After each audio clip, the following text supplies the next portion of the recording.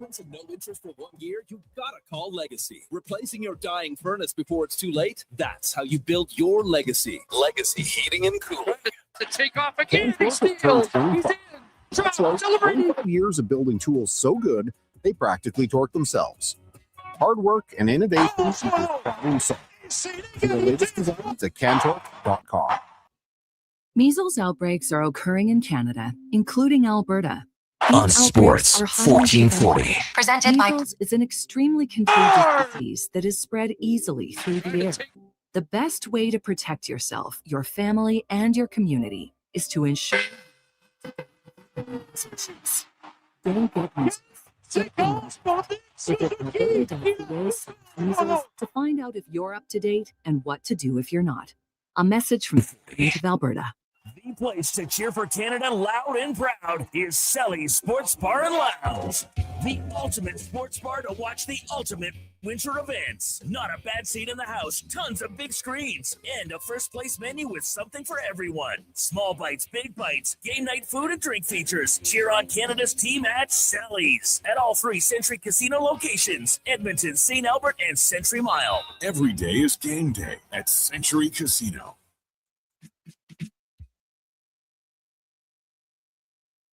The Jason Gregor Show. Trying to take off again. He steals. He's in. Drop. Celebrating. Scores. On Sports 1440. Yeah. Let him play.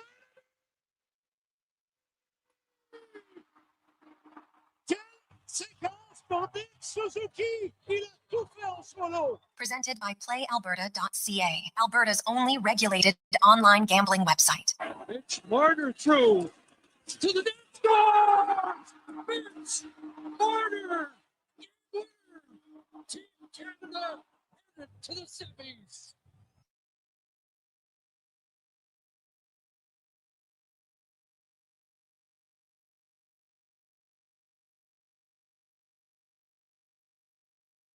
Wednesday. How are you? Probably breathing a little easier than you were a few hours ago.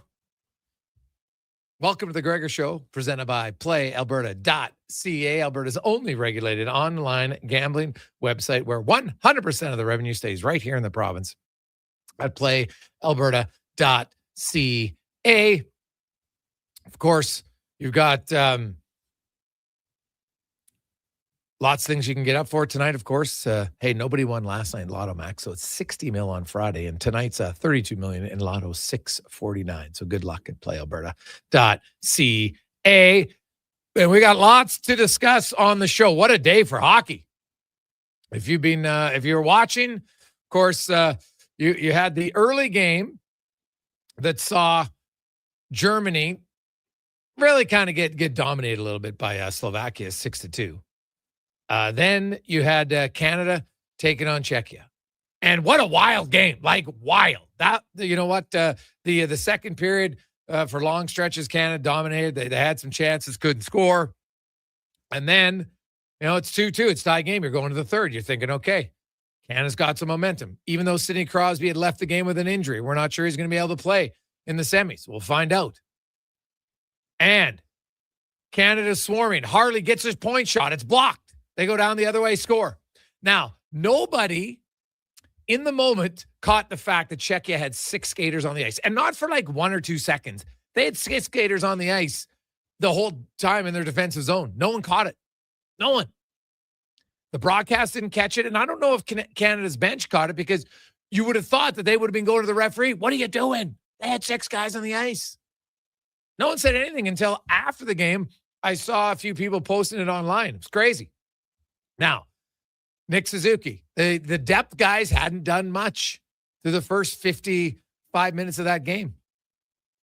But Nick Suzuki had the shift of his life as a member of Team Canada, no question. Goes in all alone, looking like he's kind of tired, was going to flip it and carried in. Then he wins a battle, beats Ronick for the puck, comes around, gets it back to the point, and then just a wicked deflection on a shot that was going wide from Taves, and suddenly it's tied. I can tell you, I don't cheer a lot, but that was one where I cheered, and the dog was sleeping on the couch, and I was watching downstairs. I don't know where you're at, but that was when I was like, yeah! And Suzuki ties it. Then you go to overtime. And I'm not a huge fan of 3-on-3 overtime for an Olympic gold medal. I don't love it. Or the potential, I should say, of a gold medal. Right? Because, hey, the Canada or Czechia, whatever won, now you're into the semis, right? So, yeah, you're in the running for a gold at that point. But you go to 3-on-3, and Binnington makes a huge stop. Canada had some okay chances, but after his big stop, they come down. Marner didn't look like anything special, and then the C's part, Marner goes in, great backhand, and scores. And Leafs Nation, torn. I would think at that point. But big come from behind win for Canada. And then it's followed up. I don't know if you were watching or maybe you were spent. You're like, I'm done. I can't watch hockey anymore. Finland was trailing 2-0 going into the third against Switzerland.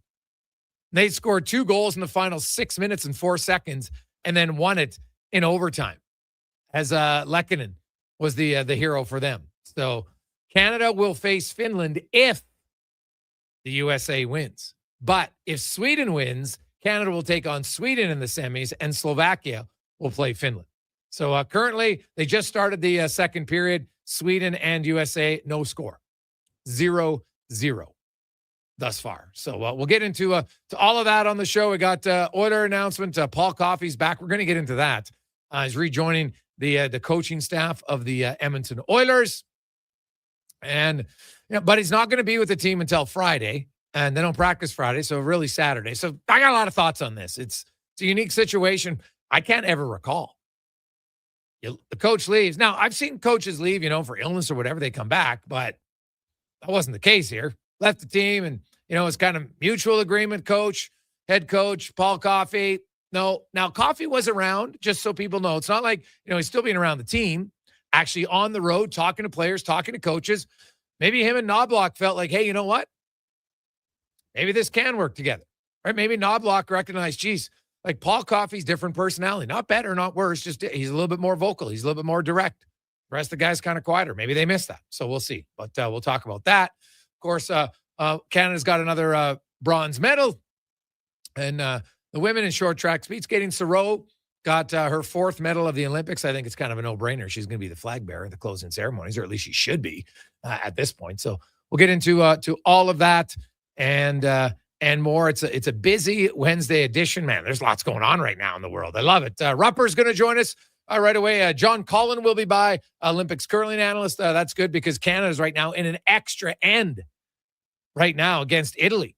Yaremchuk will be by. Ritch Winter, Business of Sport. How about the Islanders GM Matthew Darche will join us.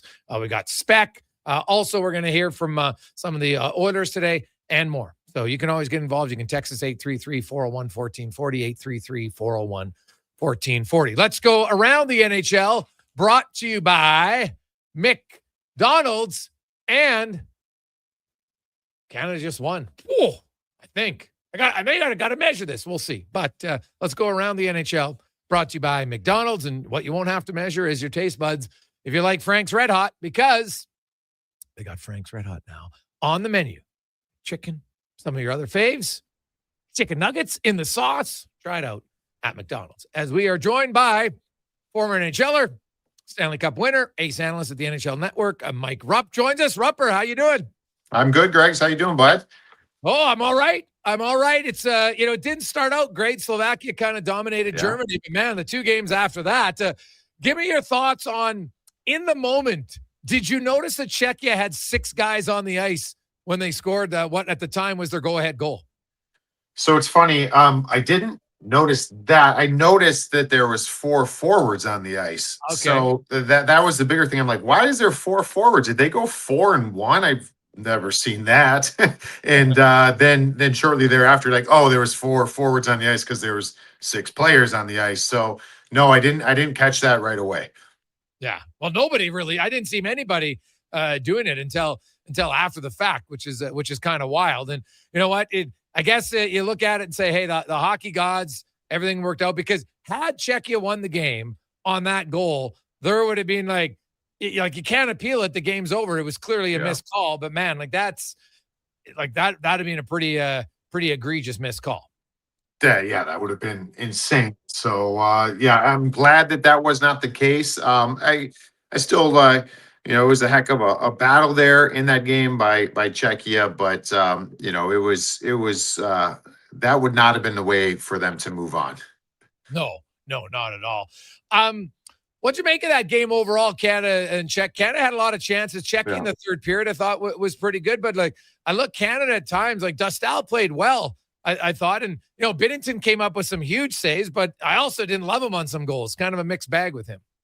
Yeah, I thought Czechia was opportunistic in the game. Obviously, you're going to have to be. We knew what that game was going to have to look like if Czechia was going to win the game or have it be close like it was. Dostal was going to get tested and he was going to have to make some saves. So I thought this was another great example, like you mentioned, Greg's, where Binner made the saves when he had to. And in those certain moments, even if that had one overtime, was it the overtime? Natchez got going in there on the semi breakaway and you get that save. So it was, they had some opportunities. I thought I was actually fairly impressed in that third period of some of the looks that Czechia was getting or creating. Just not enough of them, I think, over the course of the game. The better team did win ultimately. But man, it was a little too close for comfort. Yeah. Nick Suzuki came up, massive goal for him. And then Mitch Marner, who scored a big goal in Four Nations, but this one was obviously much bigger for him, and great backhand shot. And now they move on. We don't know who they're going to take on, but you got the Sweden and the USA right now, 0-0, 25 minutes into that game, and no Victor Hedman for the Swedes because he's banged up. Yeah, very weird though. I don't understand. I know there's been a lot of question marks with Team Sweden's coaching staff in some regards of how they manage certain things in this tournament. That goes back to that game one of one shift, I guess, for Phil Forsberg. Then there was Jesper Bratt out of the lineup, and then you have Dress. So I don't know. Maybe we learn more later on or over the course of this game. But you've got Victor Hedman dressed. You got Jesper Bratt dressed in this game. Neither getting a shift in the first period. So I don't know why. On a couple different levels, why that would be. The Jesper Bratt one is one where you're dressing him after he hasn't played the last two games. That would make me believe that he's going to get a chance to do something, I guess, but that didn't look like the case. So, a lot of head scratching, I think, around a lot of this. I think there's a concern clearly in Victor Hedman's health, but the fact that he would dress and not play a shift seems kind of weird. Yeah. It is for sure. So maybe he just wants to, I don't know, you want to feel part of it, right? You sit on the bed. That's kind of weird too, because you got extra guys. Although I think that tells me Rasmus Anderson's hurt. Otherwise he'd be fine, right? So. Yeah. I guess maybe that's an area that you can lean into it a little bit more, that it is Victor Hedman, how big and how important he is. So maybe it is to have his experience. Let's not forget the cups that he's won and the experience he has. So maybe it is he's banged up. The other options potentially are banged up or aren't very good. It might be more valuable to you're not going short bench. You could dress enough players. So just having his presence there. But I don't know. It's going to be an interesting one to kind of hear why post game.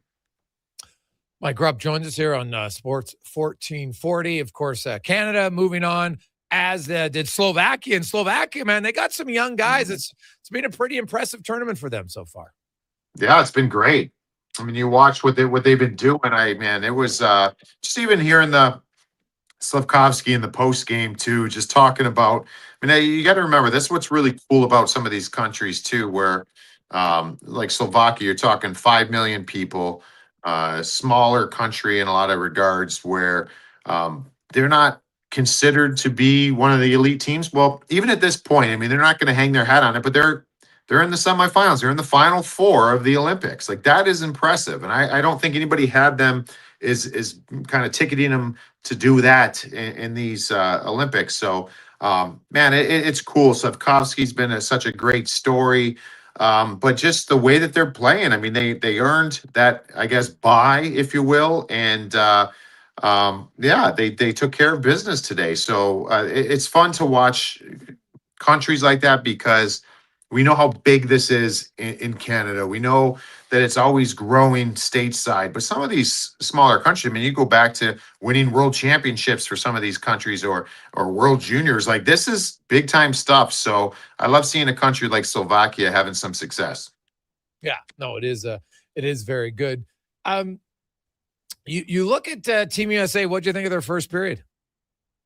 I was all right. I mean, it was kind of, I thought it was kind of uneventful in some ways. I know you had a post there, a couple posts, I think, for Team USA, but I thought, Hellebuck wasn't overly tested. I think that probably the best shot was probably Lucas Raymond had a pretty good look. But it was just a kind of feel it out, felt like that period. I didn't feel like that was a dominant period by either team. Not a ton of great looks by either team. I thought the power play for Team USA looked a little off early on. But yeah, we'll see. I think that what's going to have to happen here as this game goes on is Sweden, if they can get on that power play, they're going to have to find a way to solve this US PK that's been perfect through the tournament. So, I mean, that's an area where you have a ton of talent. I think Sweden's PK has been pretty good. It's been like 25% or so in the Olympics, but I think that they're going to have to find their offense on their special teams. I want to get your thoughts on the Oilers and Paul Coffey rejoining the coaching staff. Kind of a unique situation you don't see very often. No, you don't. It's Paul Coffey, so there's a lot of value there, right? So, I just, without knowing everything, I know that there was they kind of went their own ways, and I heard you talking about it before I came on here, and I just think Paul Coffey, and I just think back 2 years ago. So the first finals that they're against the Panthers, I was ran into him, and Jason Demers and I were talking to him, and it was just, you could listen to him forever. You like the stories and the way he was shooting you straight, and just there's something about the greats, and hear me out here, because not all the greats have the way of speaking and getting this across. I think it's a skill in itself. To listen to Koff talk and just, oh yeah, I never thought about it that way, or it just had this, it just almost felt like you just hearing this.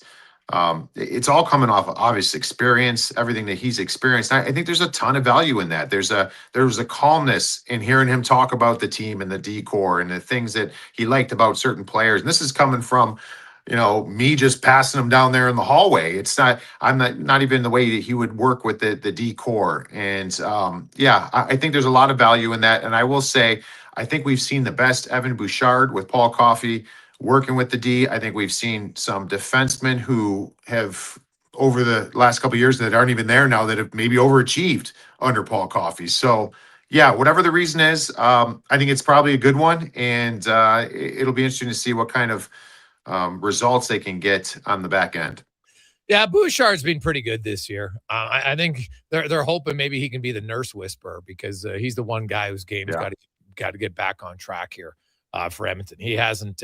I don't think he's had he had like, I think one maybe December was a good stretch for Nurse, but other than that, it's been way too up and down, I think, for his liking and probably for the team's liking as well. The other thing is, Rupper, since we spoke last, or like, hey, the LA Kings got Panarin, and now it's like, wow, now they don't have Fiala. It's like one in, one out for them, and they're 3 points out of the playoffs, so not out of it by any stretch of the imagination, but also they're not in. And they've got, 20? I think they got 24 games remaining for them. So maybe they might have a few more. I got to double check. They might have 26. But either way, what do you think? Like, you can't just go out and find another Panarin. So do you think Ken Holland looks to try to replace Fiala, on maybe a lower level? Because obviously Panarin's an upgrade for him. But, now you're almost kind of like one step forward, one step back with this trade, and then unfortunate injury. Yeah, Kevin Fiala he's got the ability to be a game breaker, and he can get hot and really run. But there's also stretches where he's not hot, and he can run kind of cool at times. And they're certainly going to miss him. I mean, I'm not trying to underplay that, but I think adding Panarin, it's not a wash in that regard. Of like, they're a much better team, I think, with Artemi Panarin in the lineup, regardless if Kevin Fiala is available or not, and he's not going to be. But yeah, to your question, I think they do something, and probably nothing like you said, you're not going to be able to go out and grab a Kevin Fiala-like. There's just not, those guys aren't available. So I think they're going to have to add some sort of spark plug of some sort in the depth part of their lineup, because there's times where we see Fiala playing third line. Like, he's not always on the top line or second line. Like, they're kind of moving around. It's based off of kind of how he's playing. So I think that they could make a subtle move and maybe go and grab a middle six type winger that can really help this team out, because I think you're going to see Artemi Panarin makes players around him better. And he's just, the way he facilitates and gets everybody going. I think that this team could still get in, but man, it is a huge kick in the teeth, because I think having a Fiala there, like, it just gave you another weapon. And we'll see how LA and management navigate it. Sidney Crosby left the game in the second period. Supposedly really had some positive words for his teammates, but didn't come back. And, Canada obviously has lots of depth, but, not only Crosby, but man, this could be a big blow to Penguins if he's out any extended period of time.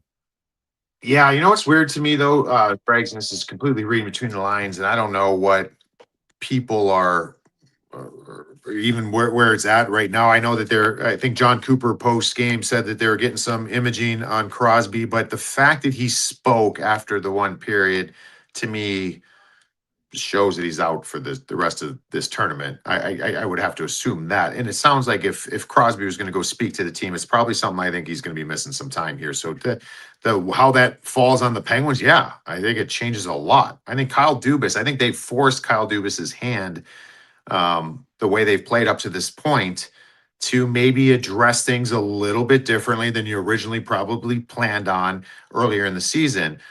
But maybe not so much now. I mean, at the end of the day, if this is something of significance and Crosby's out, as good as this team has been, and no matter how much you believe in them or don't believe in them, they're not going to be able to get stuff done without Sid.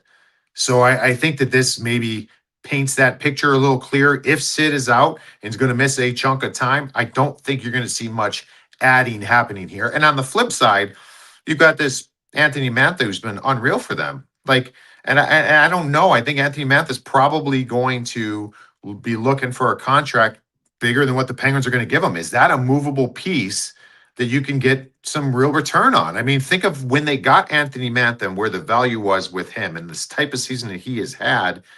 I think this is a movable piece for the Penguins, but it's tough because they're in a playoff spot. I don't know how much the fan base would love that. They can't do it. I don't think. Like, you're in a playoff spot. I just don't see how you could do it. You're 7-1-10 in your last 10 games. You're 1 point up on the Islanders. You do have 2 games in hand on the Islanders, and I know Columbus is 5 points back, but 5 points and with 26 games to go is actually more than I think a lot of us believe when you look at.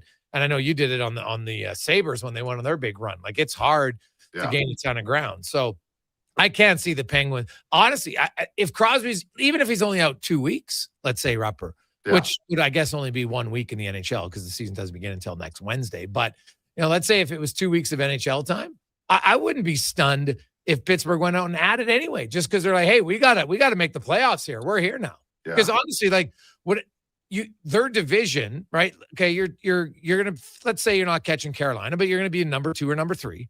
So you're gonna play the Islanders, you're gonna play the Blue Jackets, you're gonna play the Capitals, right? Those are the only teams you can play in the first round if you stay in your 2-3 slot. Well, you feel pretty confident that hey, we can win that series.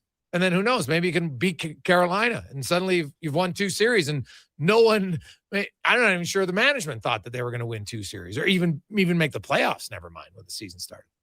Yeah, no, that's very fair. And that's something where you sit there and you look at the way this season is shaped up to this point, where if you're going through the Metro, like that's very doable at that 2-3 spot. So I agree. I think it's all going to be contingent on the Sidney Crosby news. If Sidney Crosby is, I hope it's not, but if it's something that looks like he might be done for the season or for a good portion of the remaining games, I don't think you're doing too much. If it's something where it's 2 weeks, maybe even let it, all right, let's see what we got here, and you don't do something. But knowing you have Sid makes all this make a lot more sense, where we can win a round, make the playoffs, B, win a round, and see what happens there and get that experience. But if it's Sidney Crosby out for much more than that, I think you just you run its course with the group you got here. And, I don't think you do too much. I don't think you're going to trade away futures here to help this team out right now. Rupper, I know you're on the edge of your seat, but Dylan Larkin has made it 1-0 for the. There we go. For the I did not see that. Right. Was it a nice one? Just a deflection stick in front of the net, Rupper. Just deflected it, turned the stick over, and went upstairs a little bit. So there we go. Minutes ago, and they are leading now 1-0. And the final that many people want still has a chance. Canada versus U.S. It was a little tight for Canada. And hey, the game's far from over. It's been comebacks. Like, you're not safe now. It's been a comeback day the last two games today. And if it gets to overtime, who knows what happens? I will say, not a huge fan of 3-on-3 in overtime. No. I get why they do it in the Olympics, because they can't handle the game's just, the schedule's not set up in the quarterfinals. You got all these other games in the same rink, right? It's different than NHL hockey, where you've got one game in that rink that night. You want to play 6 periods, you play 6 periods. So I get why they do it. And that's just, it is kind of the current rules. So that's what they do. And, it's 10 minutes instead of 5. And obviously both games were solved in overtime, so we didn't have to get to a shootout. And hey, we've seen shootouts before in the Olympics, so whatever. But it's even for every team, and we'll see what happens. There's still a chance for Sunday morning, Canada-US. Yes, set your alarms. Set your alarms. Going to be an early morning, especially for you guys out Pacific time there. 6:10 in the morning. A young Jason Gregor would just stay up all night Saturday night, but no chance that I'm doing that now. It's going to be good, though, man. We can only hope for that U.S.-Canada final, and hopefully U.S. can keep this thing moving in this game. Awesome. Okay, Rupper, we'll chat with you on the rundown on Friday. Have a good one.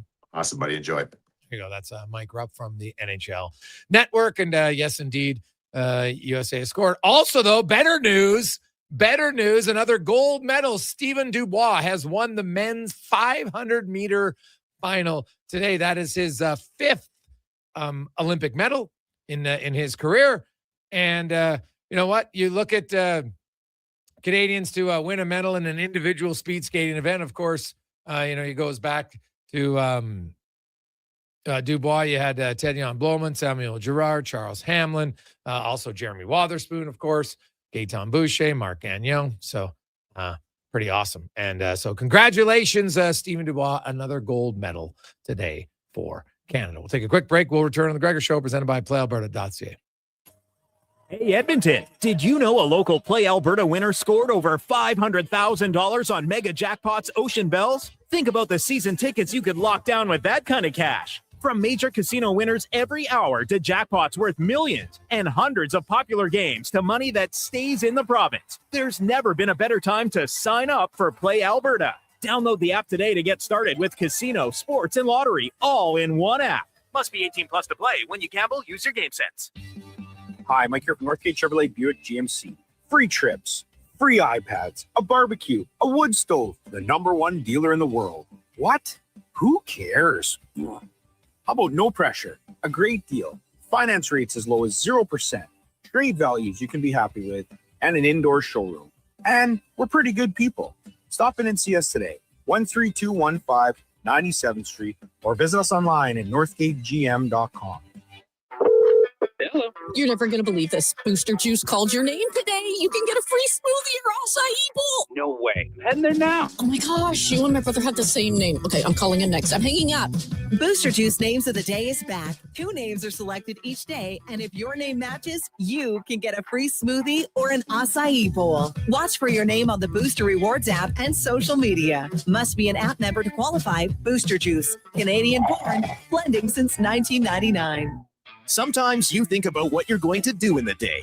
Go to work, pick up the kids from school, make supper. But at GS Construction, we think a little differently. Winter is our season to think, to plan, and to improve. We study, we innovate, we train. So when the thaw comes, we're ready to dig, build, and deliver even better, which means we need people like you. If you're thinking about joining the team at GS Construction, now's the time to do it. To apply and to see how we think, visit gsconstruction.ca. Get the lowdown with Low Tide. Weekdays from noon to 2 on Sports 1440. He's seen it all and then some. From stats to stories, he breaks it down like no one else.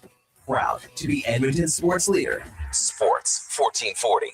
The job isn't done until the last load is hauled, and having a semi-trailer out of commission is not an option. Whether replacing or adding to your convoy, Edmonton Trailer has a huge inventory of new and used semi-trailers, trusted by the gravel, logging, oil field, fluids, and freight industries. Find a trailer right for you online or at one of their 3 locations. For sales, service, parts, rental, and finance, when you're in it for the long haul, Edmonton Trailer. You've got a go-to coffee spot, a trusted barber, even a lucky game day jersey.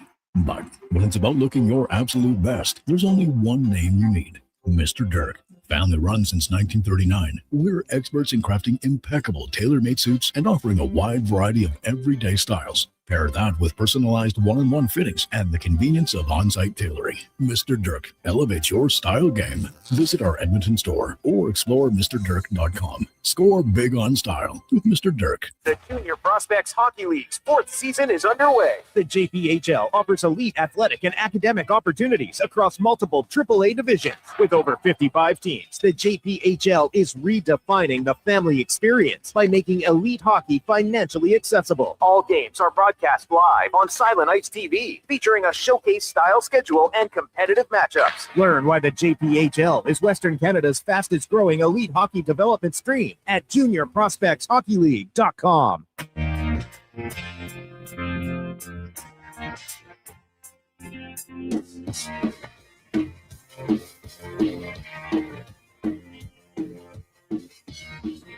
Tonight we're right over. Portions of this hour are brought to you by EUL. Get your power play amped up with EUL, supplying the City of Champions and Alberta with quality electrical gear since 1975. EUL.ca is your partner in power. This is Sports 1440, where Edmonton talks sports. On YouTube, Facebook, and X. Here's Jason Gregor. Brought to you by PlayAlberta.ca.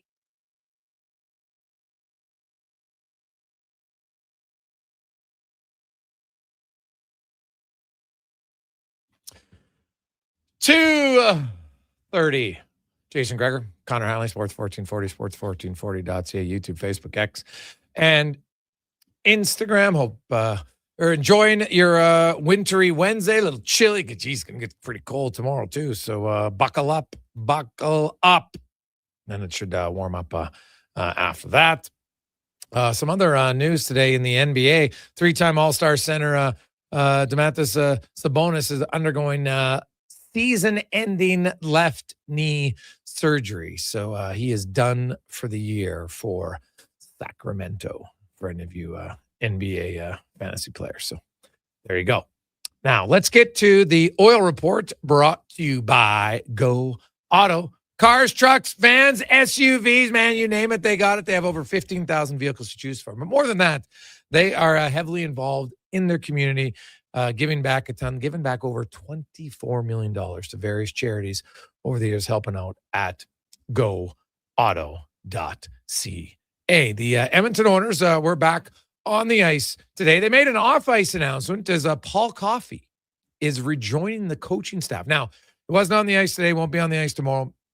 Will join. He's going to be back Friday, but they're not, well, supposedly they weren't supposed to skate Friday, so he'll join the team, I would assume, on the ice on Saturday. He'll basically take over the role he had before on defense. We'll hear from some of the players, Evan Bouchard and others, talking about, like, the biggest thing Bouchard said was in game from Coffey.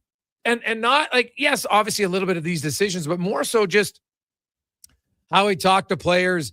And it was real big on, you know what, hey, mistakes going to happen. But if you make a mistake, you go right back out there. You try the same play because I can believe you can make it. And that was always the big thing. And I'm talking to Ekholm and Bouchard and all the other defensemen about it. That's really the one thing. Coffey's a little bit probably more vocal, more direct than Stewart or Knobloch. And this is a very unique situation. Let's make no mistake about it. Not something you see very often. It's kind of a mutual parting here. Paul Coffey, Chris Knobloch, weren't necessarily on the same page. That's accurate. That's completely fair. Now, it doesn't mean you hate someone just because you're on a different page than them. And Coffey was still around the team. Obviously, was an advisor to Daryl Cates and, saw the team at various points, still had conversations with the coaches. And So who knows? Maybe the conversation simply came down, and we'll get Knobloch on it too here, Connor, in a second, but that comes down to, hey, maybe Chris Knobloch's like, you know what? Because they didn't replace Coffey. Remember that. They did replace Gulletson with McDermott, but they did not replace McFarland, but they didn't replace Paul Coffey. Mark Stewart just kind of took over that role, running the defense and doing the penalty kill. And so you have a different personality on the bench. Things you see, right? Maybe someone to question you at a time, right? Because as the head coach, you do need your assistant coach to provide you with insight and also at times, a different viewpoint. And maybe they approach it differently. I don't know. So I'm interested by this. My thoughts on, coming back for a second tour duty, and I've talked about it for players over the years, so I'm not going to sit here and be offensive and suddenly change my mind. I'm not necessarily enamored by this. I wonder, what this means for Chris Knobloch. Because if all of a sudden the Oilers come back and play really sound defensively, but remember, they were playing sound defensively for 25 games in a row. We outlined it. From December 1st right through until almost the end of January, they had the third best goals against average in the NHL. They were playing pretty well. And then, the wheels fell off. The penalty kill was absolutely horrific in the final 5 games before the break. So it's not like they didn't play sound defensively, but if they come back and all of a sudden they're great. Now, there's 2 things here. Sometimes the best decision we can make is you right or wrong. If Chris Knobloch's like, you know what? Maybe it's the wrong decision to not have Coffey. So I'm going to call him up and say, hey, maybe I need you. Now, I'm not saying that happened. I don't know if that happened yet. But, because here's the options. 1, the owner said to do it, and I've been told that wasn't the case. So then it comes down to, Coffey, special advisor, you say, hey, does he call Chris Knobloch? Okay, I think I can help. Or does Chris Knobloch call him?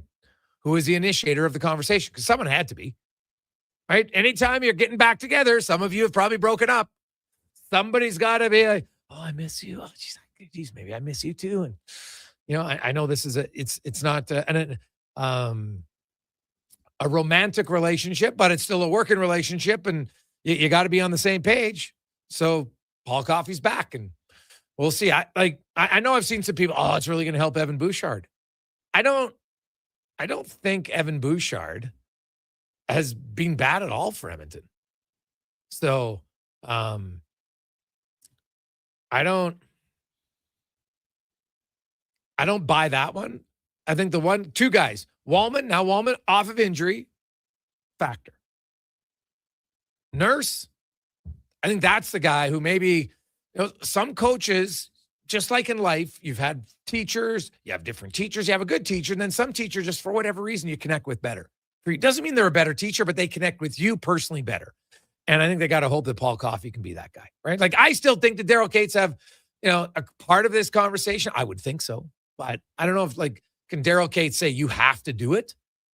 I guess in theory, but I don't know if he's going to do that. That would seem odd, but hey, owners in sports make odd decisions. So we'll find out. I'll admit that I'm a little skeptical of this, working out great. Maybe I'm wrong. Where do you come out on it, Connor?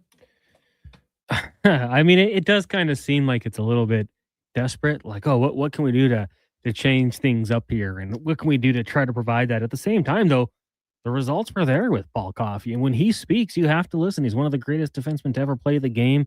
We'd long heard about the confidence that he could install in players by going back and showing them, hey, you can make these plays. You can do these sorts of things. So I am interested to see, what kind of impact it might have on a Stastny or, the younger defenseman, kind of maybe for the first time getting a chance to really hear his message and learn from him. But when you hear about it and the way things ended and all that sort of thing, it does kind of seem like it's a desperation move to me. Yeah. And I don't know if I'm going to go as far as desperation. I think it's one where they looked and say, hey, something has to change. So what are our options here? And, obviously they've worked with Paul Coffey before, and, they probably felt like there was no one available who was better. And so away they go. Like Paul Coffey, obviously the defenseman who worked with him, they raved about him. So we'll see. I'm curious kind of to see what the audience thinks. I know the initial, hey, Paul Coffey's going to save everything, and I don't know if it's that easy. Keep in mind, first 26 games, first 2 months of the year, the Oilers were horrible defensively, awful. But then they turned it around. And from December 1st up until almost the end of January, they're pretty good. Then, their penalty kill just fell apart in the last 5 games, just atrocious. So, and that's more Mark Stewart, right? He oversees the penalty kill as he did last year. Hey, guys, what does this coaching decision say about management? Did the owner force this? This does not look good. See the Canucks from Smoky Lake. It's fair to look at it and wonder, like, what's going on here? Who's making the decisions? Now, I will say this. Management, the coach, like most GMs I've ever talked to say they try not to get involved in the coaching staff too much, because if you force your coach to take someone on a staff and then that person doesn't pan out, it's kind of hard for you to look at the head coach and say, well, I got to fire you. And he's like, yeah, but you gave me this guy. He's not any good, right? So usually they like to, in theory, there's more responsibility. And if the coach says, okay, I'm picking Bob and I'm picking Declan, I'm picking Connor as my assistants, and it doesn't pan out, you can't look and say, well, yeah, those guys weren't good. Yeah, but you picked them, right? Like the buck stops with you. So I don't think it would be great. I don't know. I'm going to come on here and say for certain. It would be odd for me based on all years of experience. Doesn't mean it can't happen that a GM would force this, because forcing people to work together, if they don't really want to work together, it's not great. So we'll see kind of where it goes. But Paul Coffey he'll be back on Friday. And if the order schedule, maybe it changes, but originally they were planning on skating today and Thursday. Then they had Friday off, and then they would skate Saturday, Sunday, Monday, and then jet out to Anaheim, where they take on the Ducks next Wednesday. We will take a quick break, and there's one of the bigger controversies. I don't even know how big it was, to be honest, because if you try to rationalize it, I think if you look at it from common sense, and sometimes online common sense isn't always there, but we'll talk to something that's being a controversy. It's a little bit of a joke if you know Jimmy Fallon, but about the Olympics coming up next on the Gregor Show, presented by PlayAlberta.ca. 60 years ago, we started selling trucks as Western GMC Buick. Today, we are Wolf GMC Buick. We're still located on the corner of 184th Street and Stony Plain Road with the same ownership for over 2 decades. Our customers have trusted our family-owned, community-driven business, and for that, we are thankful. If you're looking for a truck or SUV, pop in and one of our seasoned professionals will get you a great deal, hassle-free. Come trust our team at Wolf GMC Buick. Wolf GMC Buick. We're making it easy. Welcome, gentlemen, to the nerve center of game-watching greatness, my sanctuary, my Bro Zone. Whoa, giant screen, comfy chairs. You've thought of everything. Almost everything. Where are the snacks? We can't cheer on Canada without the proper fuel. Way ahead of you. Wilhauk Beef Jerky, the official snack of the Bro Zone. For a truly Canadian snack to cheer on our truly Canadian athletes, you need Wilhauk Beef Jerky, made with Alberta pride, right here in Leduc. Whether you're a craft beer connoisseur or more of a wine aficionado, there's always something new to discover at Sherbrooke Liquor, a unique family-owned independent liquor store. The selection, incredible. The non-alcohol section is also very impressive. Sherbrooke Liquor, expert, knowledgeable staff with a passion for unique finds. More than just a liquor store, we're a community. Alberta's best, the one and only Sherbrooke Liquor. Wine, spirits, and oodles of beer. Visit SherbrookeLiquor.com. Shoulder pain. It can make even the simplest things like reaching up, lifting a bag, brushing your teeth, or sleeping frustrating. Rotator cuff strains, impingement, arthritis, they're some of the most common issues we treat every day. I'm Grant Fedorik, and at Leading Edge Physio, our team brings postgraduate training, evidence-based technology, and just the right amount of humor and humility to help you feel better. Because we never forget the most important part, the gratitude we feel for every patient who allows us the opportunity to care for them. Because life shouldn't hurt. When it does, leadingedgephysio.com. You see it? Fusion Promo Marketing can make it. Fusion makes high-quality, memorable promotional products for businesses, sports teams, and corporate events. From vision to reality, get noticed and remembered. Fusion with a Z. Promomarketing.ca. Hello. You're never going to believe this. Booster Juice called your name today. You can get a free smoothie or acai bowl. No way. Heading there now. Oh my gosh, you and my brother had the same name. Okay, I'm calling in next. I'm hanging up.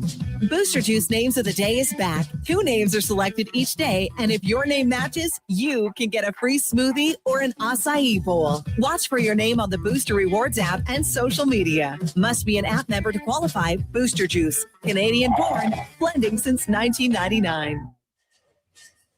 Do you sit around at work listening to sports radio all day? That's right, my friend. There's no shame in it. It's the good life. And we're not here to snitch. Say, if your company advertised on Sports 1440, you could be the one listening for your company's ad every day. Now you've got an excuse to listen to Sports 1440 all day. It's part of the job. Sounds like someone's getting a promotion. Email Gregor at sports1440.ca and let's get to work for you. Top quality flooring, locally owned, and Canadian products from Beaulieu. Yeah, that's CFI. CFI what? No, CFI, Custom Floors Inc. From free estimate to professional installation, contact Custom Floors Inc. at customfloorsinc.ca. Portions of this hour brought to you by Sherbrooke Liquor, the best place for wine, cocktails, and beers from all over the world. Also a variety of excellent and non-alcoholic options. See more at SherbrookeLiquor.com. The Jason Gregor Show, the best of Edmonton sports talk and beyond. This is Sports 1440. Presented by PlayAlberta.ca, Alberta's only regulated online gambling website.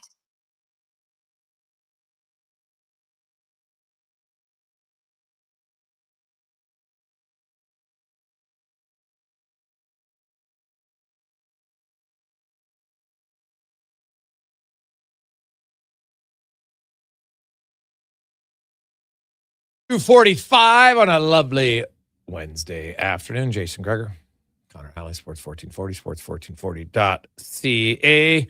Also live on YouTube, Facebook, X, and Instagram. Thanks for listening. Thanks for watching the show. Hope you are having an awesome Wednesday. Of course, if you're a Canadian fan, you probably are. Team Canada comes back in exciting fashion in overtime. Mitch Marner, the hero, as they beat Czechia 4-3, and now move on to face either Sweden if they upset the USA. Right now, USA is leading 1-0 after 40 minutes. Or if the US holds their lead, then it's going to be USA versus Slovakia, Canada versus Finland. Both games will go on Friday. Now let's get to our curling report, brought to you by Legacy Heating and Cooling, home of the no payments, no interest for 1 year on your furnace. Stay warm all winter. LegacyHeating.ca. CBC Olympic curling analyst John Cullen joins us. And John, another big win by the women today. Pretty much another must-win situation. They made it pretty hard on themselves, giving up 3 in the 10th before winning in an extra. And, man, winning just by the like perfect draw weight, really, and a lot of sweeping to get in for a Holman's rink to improve to 5-3. Yeah, you're telling me that was scary, especially because it seemed like anyway the ice had changed in this game. If you were watching the whole game, it just seemed like it was tricky for both teams, for both Canada and Italy. And so usually when the ice is maybe a little tricky or a little different than what they were expecting, you don't really want to have to draw to the forefoot for the win. You're a little bit scared. And as we saw, the sweepers kind of thought it was heavy, and then last minute coming down, they kind of had to pound it to get it there, got it by a couple inches. And yeah, Rachel Holman's still alive, but it was, today was a little scary for sure. Yeah, but hey, win's the win, man. Doesn't matter how you get them, as long as you get them. I know you've been covering curling for a long time, and the Mark Kennedy, I thought I got way blown out of proportion. I'm sure you've seen it. Now, like his finger touching the rock, like somehow that's going to change the direction or change anything. And I know they say by theory, if you're touching the rock over the hog line, well, that's a hog line violation. So my question is not so much that it impacted the throw, but the fact that if your finger's touching it, should that in theory have been an illegal throw? In theory, yes. I think when you see the video, it does look like his finger is making contact with the rock at the hog line. So yes, that should be a hog line violation. However, the way that the hog line violations are being called at the Olympics is through sensors. So you may notice if you're watching curling, the handle of the stone is silver and then the top of the rock where the handle screws into the rock is either red or yellow. So that part is silver because it's a sensor. So what it does is it detects whether you're touching the rock or not when you get to the hog line. And if you are, then there's lights on top of the rock that will flash red. And then the sweepers know to pull it off immediately when that happens. And so that was kind of the argument was, in this case, you can't necessarily tell that it's a hogline violation. You would need to have someone standing there because the sensors are not in the granite. And so that is why we ended up having all of this consternation. And at the time, to be honest, Jason, the rule wasn't super clear whether you could touch the granite or not. So now that they have come out, they amended the rule that maybe wasn't super clear, and they specifically said you cannot touch the granite. Yes, that would be a violation, but there would have to be an umpire standing there to make that call. Okay. You look at the ice, and you mentioned, and I've heard a lot of the curlers talk, but now it is fair for everybody, but it has been kind of inconsistent. Any idea why it's changing as the games go on? There's a couple factors usually with that. So the first one would be just simply there's been a lot of curling played on this ice, right? So as we saw, like the mixed doubles tournament started before the Olympics even started. The mixed doubles tournament got underway on February 4th. We are now at February 18th. We have seen 3 draws a day every single day since then. So it's just hard to maintain ice that's being played on so often. And this is rare, right? Like the Brier, the Scotties, the World Championships, you're maybe keeping the ice for 10 days. You're not keeping it for almost 20. So that's number one factor. Number two factor would be the weather outside. So typically, if there's a little bit more humidity in the air, if there's some temperature fluctuation, that can also affect the ice. I haven't been paying attention to the Cortina weather patterns, but that is also part of my guess. And then there's been some inconsistency with number of fans in the building. So draws where Italy is not playing for the men or the women, there tends to be less fans there. So when the building is full compared to when the building is not full, the ice makers kind of have to make adjustments based on that. So those are all factors that can go into it. But I think the big one, Jason, is simply that they've been playing on it for a long time, and it's just very difficult to maintain championship level ice for that long. Yeah. Okay. That's fair. Overall, like Homan's team hasn't been as dominant as we've seen them for basically the last few years so far in this tournament. Any idea why? That's the $1 million question. If they miss the playoffs, so they're in a situation now where they play Korea tomorrow morning, 6 a.m. Mountain Time, and if they win, they're in, and if they lose, they're out. They were kind of in a situation where maybe if they had beat Italy and lost to Korea like yesterday, you might have thought, okay, they might still be able to sneak in. But now that Denmark has finished at 4-5, and the U.S. and Great Britain could still finish at 5-4, Canada would be out with a loss. So it's not somewhere we would have expected them to be when the week started. I think there's a couple things. I think, first of all, the Olympics have been a bugaboo for Rachel, right? She made the last 2 Olympics, missed the playoffs both times. Hard to not have that affect you mentally. And then you just add the pressure of the, Olympics in all capital letters on top of that. Like the world number 1 on the men's side, Bruce Mowat of Great Britain, he's also in danger of missing the playoffs, depending on how the results break in the men's game tomorrow. So it's not just a Rachel Homan thing. Yes, I think before the event started, they were the gold medal favorite, but the Olympics does some strange things to people, man. And the one thing, I think, if you're Canada, they've won 4 in a row now, and they've looked pretty good doing it. They've looked pretty confident. So, and Rachel in particular has been playing better. So I think that's the thing you'd latch on to. Maybe they started a little slow, but they have looked like they've been playing a lot better over the last few games. So if there were multiple teams at 5-4, she wouldn't know any of the tiebreakers? No, unfortunately not, because the only teams she can go head-to-head with at 5-4 right now are the U.S. and or Great Britain, and she lost to both of those teams. So they would automatically have the head-to-head over her, unfortunately. Now, and so is there a chance, because USA, Great Britain, and Canada, if all 3 would, well, I guess, they lost to both, so then it wouldn't really matter. There's no difference. Exactly, because Korea would be 6-3, so they get in, and then you'd have that 3-way tie at 5-4. Yeah, and if Canada wins, then obviously Korea can't catch them because they'd be 5-4, and Great Britain can't catch them either. So win and you're in, lose and they go home. So how do you handicap them against South Korea going into that game? South Korea is a team that has given them some problems. Team Eunji Kim, they beat them at the Worlds last year. Overall, Rachel has a pretty sizable advantage over her. She wins 80 to 85% of the time that she plays Kim if you look at their head-to-head records against each other.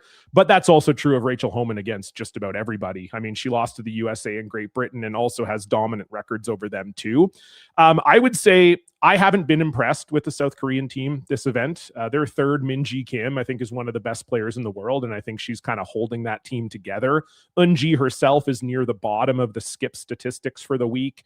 So again, it's a situation I think you're favoring Rachel Homan going in. I'm not a betting man. I haven't seen the odds, but I would guess Rachel's a minus 300, minus 350 type favorite in that game. But again, almost lost to Italy today, and Italy's at the bottom of the pack, and we saw them lose to Great Britain and USA earlier. So anything can happen. It has been one of those Olympics so far. But yeah, I think if you're a Canadian fan, you like their chances to win and get in. Overall, the on the men's side, you meant like you look at the women's is pretty close. There's lots of teams in the mix. On the men's side, you've got Switzerland's 8-0, Canada is now Brad Jacobs is 7-1. Then there's a little bit of a gap. Do you feel Switzerland and Canada are the clear favorites right now? Based on the way they've played this week, yes. However, as I said, that world number one, Bruce Mowat, he is just kind of lingering there, Jason. And we have seen teams come through the field at 5-4 and win. Great Britain did it last Olympics for the women. They were 5-4 coming through the round robin. They squeaked in a tiebreaker, and then they won the gold medal. And I would say, yeah, Bruce has been the best team in the world these last 4 years. He's the defending world champion. And if you're Canada, it's almost a little bit of deja vu, because Brad was the class of the round robin at the Worlds last year, finished first. And Bruce had kind of not a great round robin at the Worlds last year, and he ended up in fourth. So Brad Jacobs got that 1 versus 4 matchup against the world number one and lost it and found himself in a bronze medal game. And that could happen here again. Bruce, even at 5-4, could still finish third, depending on how all the other results break out. So they are, to answer your question, yes, absolutely. They have been clearly the two best teams in the field this week, but it's a classic. It's a single elimination playoffs. These good teams get into the playoffs, and it's easily foreseeable that you could lose that semifinal to a great team. Well, I'm looking at Great Britain. So they've lost. So Norway has the tiebreaker over them. And I'm trying to find who won between Italy and Great Britain. Because in theory, if Italy won that game, if Canada and Switzerland were just like, you know what, we don't want to deal with Great Britain, they could lose their 2 games tomorrow. Correct. They're playing Norway and Italy, and just then Great Britain would be out. That is definitely something I'm sure is crossing their mind. I'm sure they wouldn't actually do it. I mean, this is the Olympics. That's obviously not in the spirit of fair play, but does it kind of cross the back of your mind, a little handshake deal? Hey, guess what? We could make sure Mowat doesn't make the playoffs if we win both of these games. I'm sure it's crossing their mind, but I think both of those teams are really momentum-based teams. I don't think they would want to lose, even if it's, a little bit of, we're already in, we're maybe not trying our best. I think both teams will want to keep the momentum going with how well they're playing. I think they would both feel like they could beat Bruce Mowat right now, but yeah, I think you'd be lying if you said it doesn't cross your mind in the Olympic Village when you close your eyes tonight. Well, Bruce, always good to catch up with you. Enjoy the Olympics and enjoy the playoffs. And hopefully Rachel Homan gets a big win tomorrow, and we'll be moving on to the playoff round. Awesome. Thanks so much, Jason. Appreciate you having me. There you go. That's John Cullen joining us. I think I called him Bruce there for a sec. We were talking about Bruce, the skip, but obviously it's John Cullen joining us, talking some curling. Of course, John's a CBC Olympic curling analyst. Coming up, we will have we got our stat of the day. We've got Tyler Remchuk at Business of Sport today. We're going to have Ritch Winter and also a special guest, the GM of the Islanders, Matthew Darche. Quite the career path for him. So we'll get into that. We got Spec coming up. We're also going to hear from Chris Knobloch on Paul Coffey and more. But first, let's get to the Con Man and a Sports 1440 update brought to you by Fountain Tire. When they say they're on the road together, they mean it. From tires, wheels, and oil changes to vehicle repairs. Visit fountaintire.com. Find out more. This is a Sports 1440 update. Over at the Winter Games men's ice hockey, Canada battled back to beat Czechia 4-3 in overtime. Mitch Marner scoring the winner to carry Canada into the semifinals. Tough news for Sidney Crosby. He left the game in the second period, did not return with a lower body injury. Other quarterfinal action had Finland beating the Swiss 3-2 in overtime. Slovakia beating up on Germany 6-2. Right now, Sweden trails the States 1-0. 18 minutes left in the third period. Medal-wise, Canada picked up a gold in the men's 500-meter short track. Steve Dubois. Canada also winning a bronze in the women's 3,000 speed skating relay. In curling, Rachel Homan's ranked snuck past Italy 8-7, while the men beat Italy 8-3 over here. The Edmonton Oilers announced that Paul Coffey will return to the team's coaching staff. The team added that Coffey is expected back this Friday as the team continues preparation to return to action next week following the Olympic break. Coming up in hour 2 of the Jason Gregor Show, we'll get to the stat of the day, ask 5 questions, and be joined by Tyler Yaremchuk from Oilers Nation. I'm Connor Halley. This has been a Sports 1440 update. Sports 1440, a Stingray radio station broadcasting on Treaty 6 territory. Download the free iHeartRadio app and listen to CKJR wherever you go. Excavators, loaders, lifts, compaction equipment, and more. Find the XCMG construction equipment you need. Available for rental or sale at Japa Machinery Group. Japa, helping build Alberta from the ground up for 50 years. Visit japamachinery.com. Hi, Mike here from Northgate Chevrolet Buick GMC. Free trips, free iPads, a barbecue, a wood stove, the #1 dealer in the world. What? Who cares? How about no pressure, a great deal, finance rates as low as 0%, trade values you can be happy with, and an indoor showroom. And we're pretty good people. Stop in and see us today, 13215 97th Street, or visit us online at northgategm.com. And here comes Action Electrical Service Team sprinting onto the scene. These are your first responders for any electrical emergency. That's right. With their fleet of service vans and specialized gear, they assess, they service, and maintain electrical lighting and automation systems. They're all about rapid response. Quick diagnostics and repairs to restore power and safety fast. Hire the Action Electrical team to bring home a win for your project. Visit actionelectrical.net. Looking for the perfect gift? Give the gift of great taste with a Loca Quality Market gift card. Redeemable at any Loca Quality Market or Loca operated restaurant. It's a treat for food lovers. Ready anytime. Grab yours today at loca.ca. Big guests, bigger takes. Jason Gregor brings the names you know and the stories you don't. Weekdays 2 to 6 on Sports 1440. Don't miss a minute of the action on Edmonton's sports leader, Sports 1440. Oodle Noodle origin. In 1864, Francis Oodle took over his dying father's business as a leatherman. He was quite proficient, but his heart was never truly in the trade. After his father's death, Oodle met a cocksure young man named Vladimir Nudel, who was a trailblazer in the popular new art of food boxes. They formed a partnership and aimed to ply their trade in the new world. At Ellis Island, Nudel was renamed David Noodle, and henceforth, the franchise has been known as Oodle Noodle. The job isn't done until the last load is hauled, and having a semi-trailer out of commission is not an option. Whether replacing or adding to your convoy, Edmonton Trailer has a huge inventory of new and used semi-trailers, trusted by the gravel, logging, oil field, fluids, and freight industries. Find a trailer Probably right for breathing you a little online easy. or How at are one you? of their 3 locations.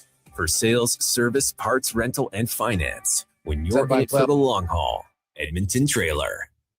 1 in 3 adults don't get enough sleep. Connor The Halley, Brick is here to Sports help 1440, with deals on your Sports entire 1440. bedroom. Your show presented by Save up to 50% off clearance mattresses, 50% off beds when you buy any 3 matching pieces. Buy one, get one half price on ceiling memory foam pillows, and save $100 off any adjustable Late power base when you buy a mattress over afternoon, Jason Gregor. $9.99. Plus, check out other incredible savings in every department. Find out more. Some exclusions apply. Check out The Brick in South Common, West Ed Mall, North Side, and downtown. At Hughes, it's all about getting in and out quick and clean. No cash, no problem. With Hughes' new tap and wash system, all you need is your debit or credit card to get your vehicle sparkling clean. Find us at hughescarwash.com. Whether you're a craft beer connoisseur or more of a wine aficionado, There's always something new to discover at Sherbrooke Liquor, a unique, family-owned, independent liquor store. The selection? Incredible. The non-alcohol section is also very impressive. Sherbrooke Liquor, expert, knowledgeable staff with a passion for unique finds. More than just a liquor store, we're a community. Alberta's best, the one and only Sherbrooke Liquor. Wine, spirits, and oodles of beer. Visit SherbrookeLiquor.com.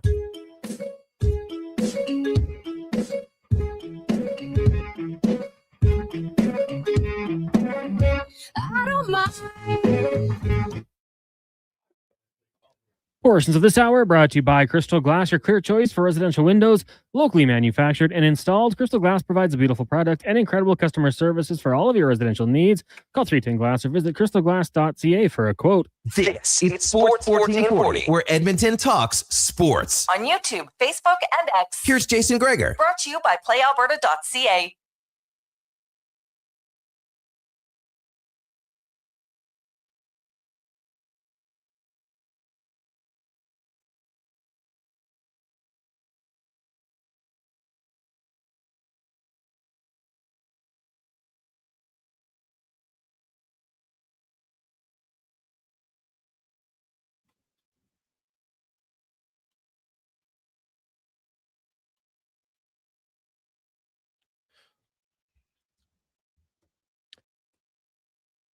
Just after 3 o'clock, we roll through. Man, there's lots going on. Who doesn't love the Olympics? Welcome back to the Gregor Show, presented by PlayAlberta.ca. Alberta's only regulated online gambling website where 100% of the revenue stays right here in the province at PlayAlberta.ca. And another few medals today for Canada, another gold in 500-meter short track. If you're looking for entertainment, man, that 500-meter race is just chaos. It is fun to watch. And Stephen Dubois wins gold. So that's 4 golds for Canada. They are now up to 14 medals overall, which has them 10th in the overall medal count. And if you go by gold medals, then they are in 11th with 4 and would be tied for 7th if they can win another one here. And they got a few options before this, but there's obviously, what do we got here? Thursday, Friday, Saturday, 4 days left, Sunday. So I don't think there's any more medals tonight. So yeah, we got 4 days left to get some other medals. And Canada has a few other spots that I think that they could medal in. So we'll get to that. 833-401-1440, 833-401-1440. Lots get into, of course, the Olympics. If you missed the news for the Edmonton Oilers, and we'll get to that, Paul Coffey is back on the coaching staff, and people are wondering, what happened here. Just made another phone call. Been talking to a few people today and some text messages. There's a few things at play here. If Edmonton doesn't just fall apart in the last few weeks defensively, I'm not sold that this move is made.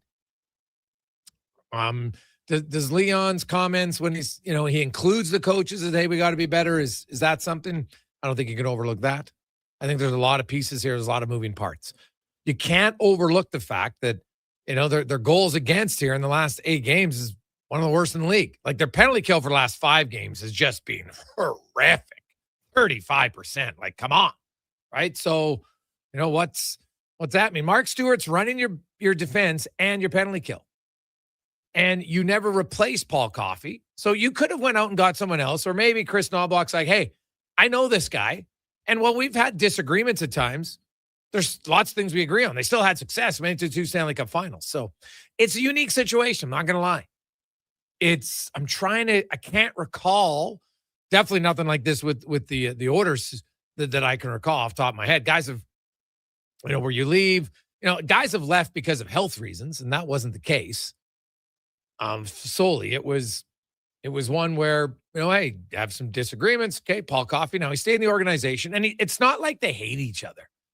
Like, I can tell you, I have disagreements all the time with guys. Stoff and I disagree lots on the air, and then we chat about it later. Like, you can disagree and then agree on different things. So, you look at Coffey and Knobloch, and Paul Coffey is a very fiery guy, and he's not afraid to voice his opinion on things. And But that doesn't mean that you can. And how many guys listening, you've had arguments with maybe some of your best friends, and sometimes it gets heated. Hell, I know friends that end up getting in fights, for goodness sakes, over it. And then you're still buddies. So it'll happen. And maybe that's the case here. We'll have to see. But I think this has to do a lot with kind of what's gone on leading up to the Olympic break for this team. They were rolling pretty good. And then it wasn't like they just lost one or two games. They went into a tailspin and suddenly became one of the worst defense teams in the league. And you got to believe that played a part in it. I can't think that it was just like, oh, they've been planning this the whole time. And this was, you know what? Paul's going to join us after the Olympics. I don't think that was the case at all. I think this is based on what's gone wrong. How do you get out of it? And the fact that the Oilers, if you look at the standings, it's not like they're, sitting pretty. Yeah, they have 64 points and they are in second place in the Pacific. But Seattle's 1 point back with 2 games in hand. Anaheim, 1 point back with 2 games in hand.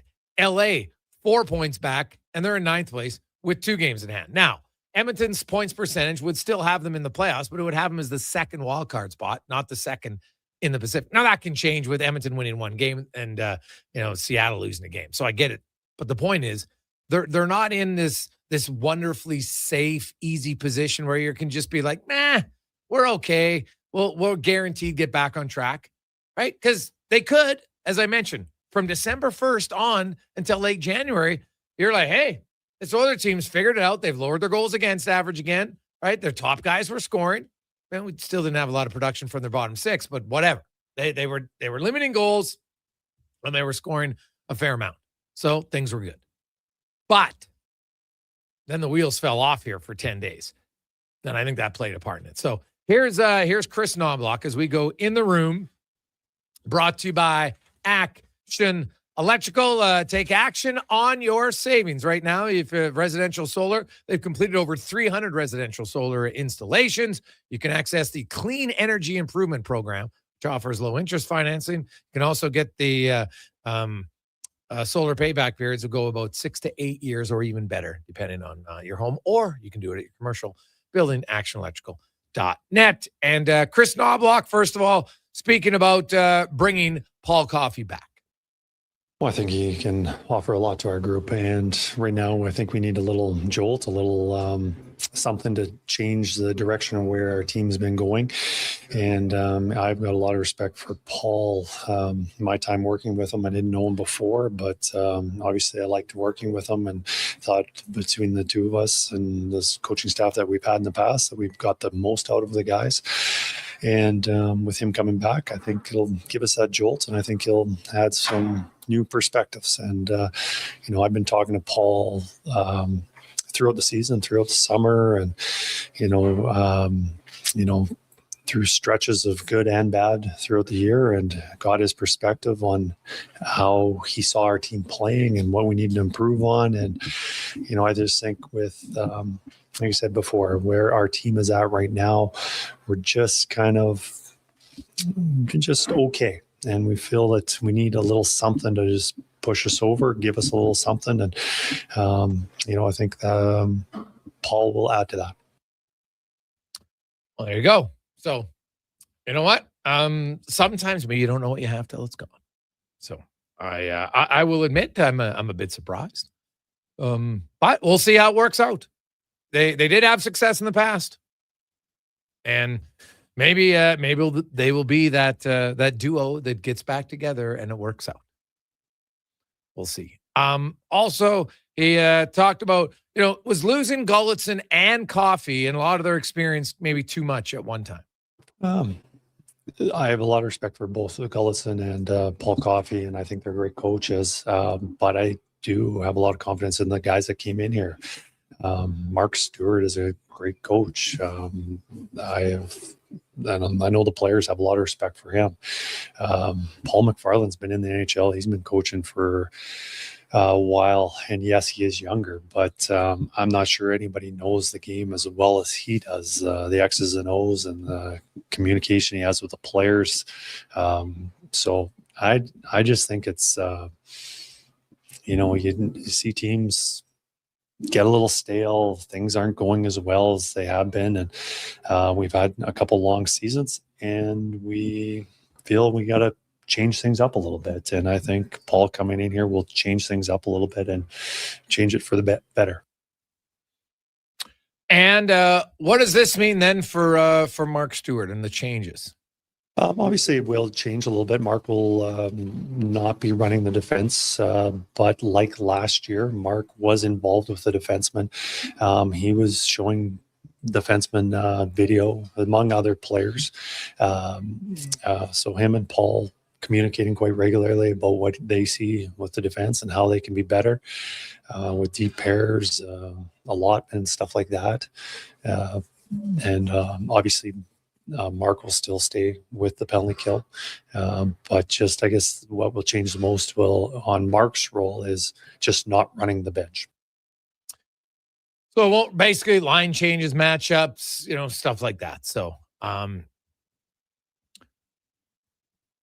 interesting, right? So it seems like, kind of like a demotion a little bit for Mark Stewart. Let's call a spade, right, Cons?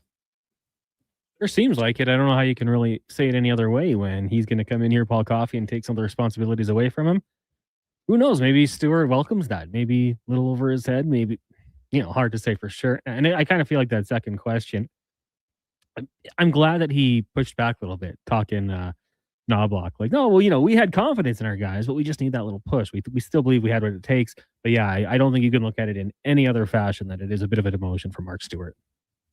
Yeah, well, hey, call a spade, it is. And so we'll see. Just, is it a different voice? Is it a better voice? Time will tell. As mentioned, they had that stretch, and you just wonder, had they been able to keep that going, they probably don't make this decision. Right? Because from December 1st, if we're talking a month ago on January 18th, no one's concerned at that point about their defensive play.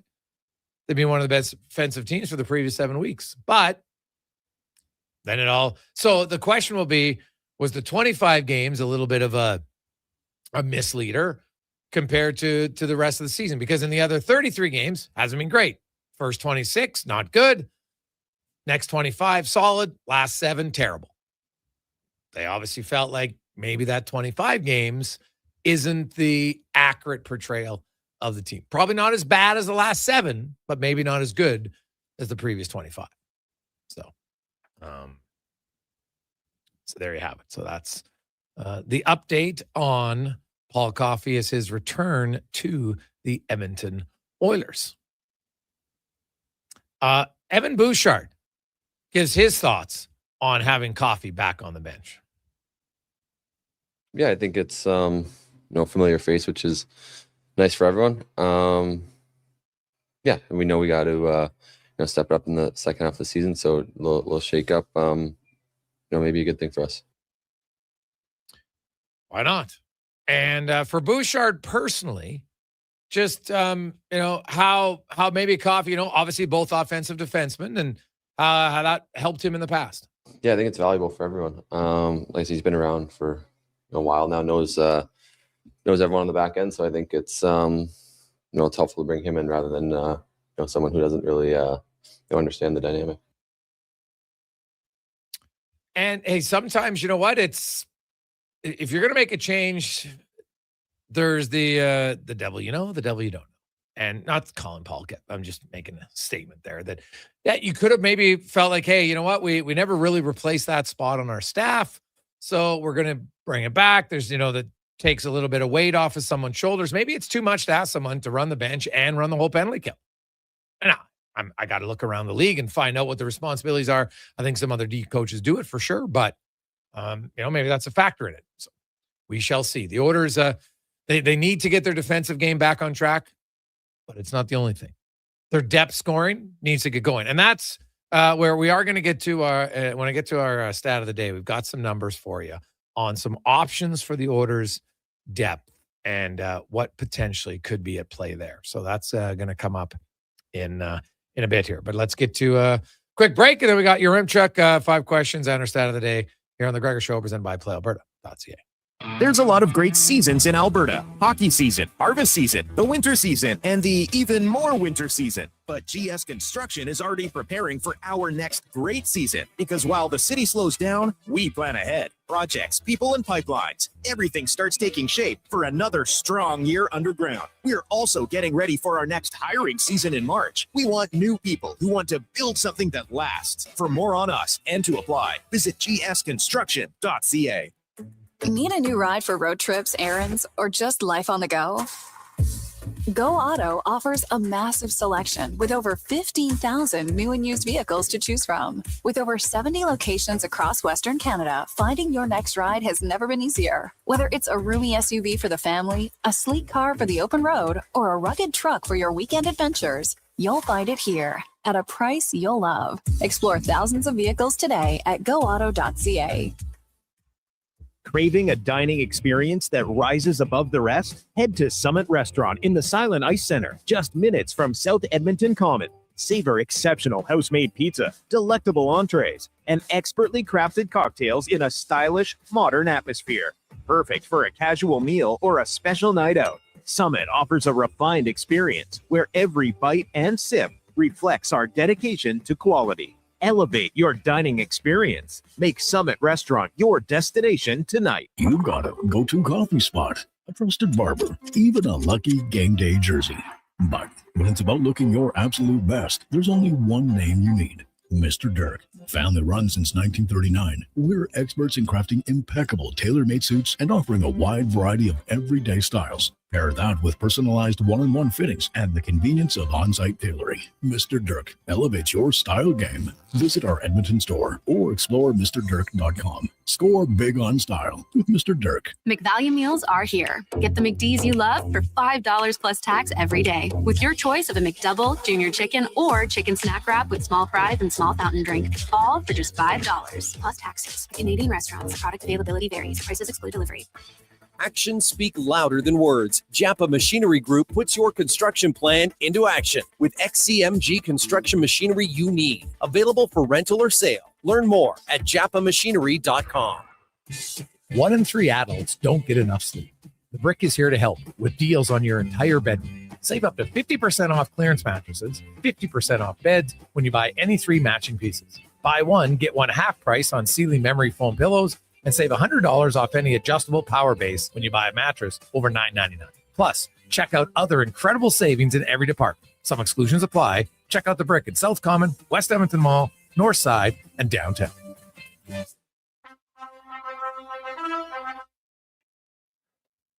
Portions of this hour brought to you by Papa John's. Get the Gregor special. Enjoy 20% off any regular menu price order when you use promo code Gregor at papajohns.ca or on the Papa John's app. The Jason Gregor Show, the best of Edmonton sports talk and beyond. This is Sports 1440. Presented by PlayAlberta.ca, Alberta's only regulated online gambling website.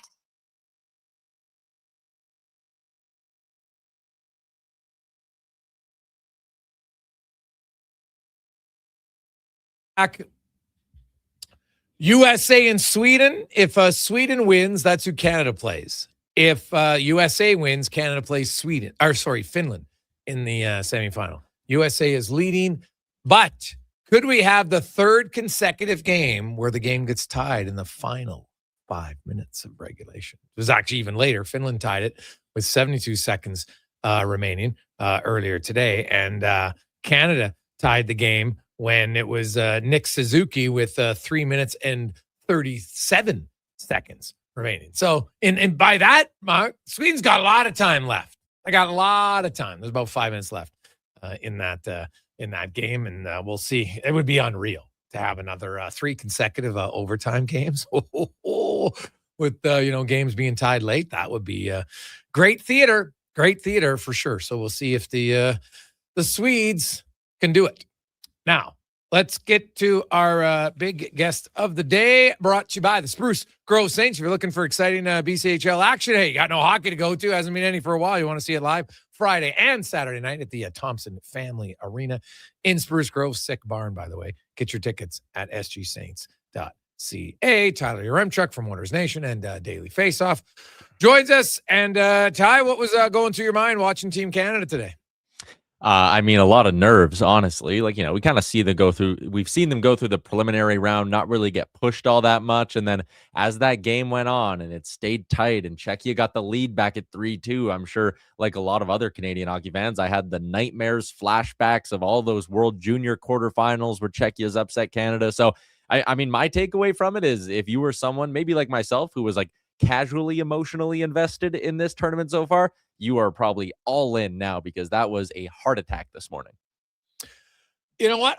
In the second period, you're just like, oh, Canada, they make it 2-2. They're kind of in control. And then Czechia scores, and you're just, oh, geez. And then Suzuki, who looked like he was tired on that shift, man, it kind of made something out of nothing and ended up with a fantastic deflection on a shot that was going wide of the net. And, to beat Dostal to tie it. And then Mitch Marner with a great goal in overtime to win it. The crazy, there's a few things in that game, but the too many men for Czechia, which no one really saw in real time. I didn't even see, usually somebody's going to point it out on social media. It wasn't caught right away. It wasn't for a while. And, and it was interesting. The Czechia coach afterwards is like, the refs were on their side. And, it's like we're playing 6 people. I'm like, dude, you scored your third goal with 6 guys on the ice for an extended period of time. Probably not the best time to complain. Now, make no mistake. That was a blatant miss when Pasternak took the elbow to the chops. That's a penalty all day. Yeah, they missed that, but they also missed an interference penalty on Crosby. And, the Celebrini call, I think, early on was soft, and the Kempny one was soft. And I just felt like the officials just kind of had an off night where they were chasing that first original bad call for sort of the rest of the first and second periods. And in the third, they put the whistles away. But the miss too many men, like insane. And what's the craziest part about that is like, there's situations where you play with one too many guys for 10, 15 seconds. I'm sure it's happened a lot before. The fact that they pulled off a line change, Gregor, and 6 fresh guys all jumped on the ice. Like when they were celebrating that goal along the boards, there were still 6 Czech players on the ice. Like the fact they pulled off a line change and didn't correct it is the craziest part of that whole sequence. Well, I think, I'm sure if it was Pierre Lebrun or somebody had reported that, when they showed the Czechia players, they didn't even know, right? Lots of guys on the ice didn't even know they had 6 guys. Like they're so focused. Everybody's looking at the puck and everything, and game happens pretty quickly. Like 4 officials didn't see it. So then when the 3 guys come off, they're probably like, hey, let's get back on the ice. No one's even thinking. You're kind of like, why do we got so many guys here on the ice? And ultimately, at the end, it didn't matter. Canada finds a way to come back and win. Probably the only negative in that game, of course, is the health of Sidney Crosby and whether or not he's going to be available on Friday.